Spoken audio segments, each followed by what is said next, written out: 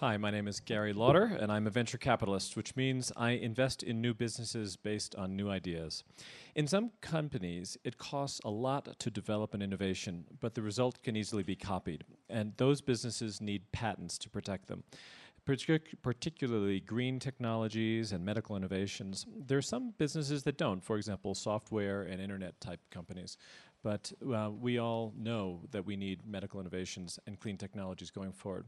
For the past 220 years, America has had a patent system that has made us the most entrepreneurially innovative country, other than Israel, that is.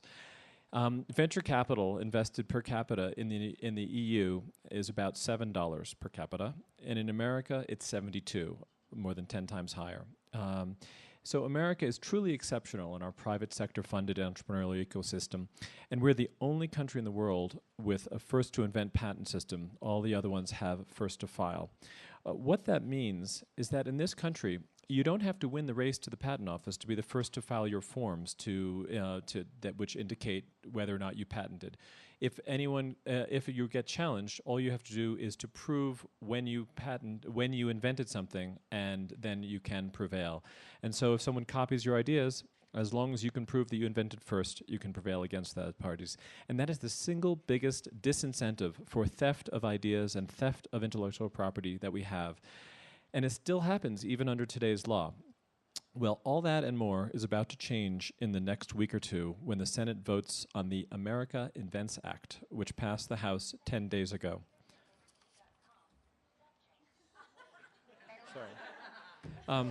Sorry. New technologies.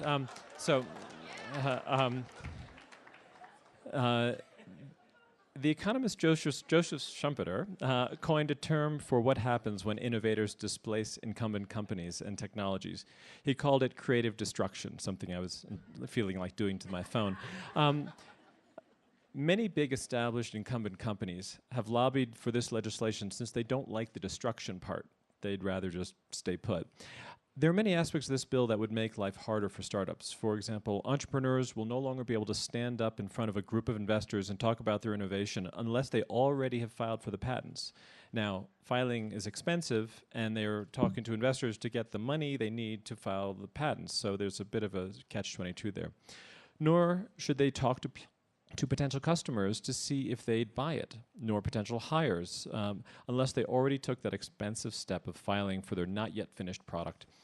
So, in fact, had this been in place in the past, the Wright brothers would not have been able to get their patent on the airplane due to their public use of the airplane at Kitty Hawk.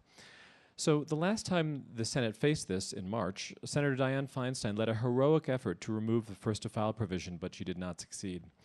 So small companies have created the vast majority of jobs in America, so we need to cherish and nurture this last bastion of American exceptionalism. The freedom to turn inventors' crazy ideas into reality helps these social misfits find their place in the world, and it uplifts our society. So my big idea is, if you want to preserve your children's opportunity to turn their ideas into companies, I urge you to learn more quickly and let the Senate and the administration know how you feel. Thank you.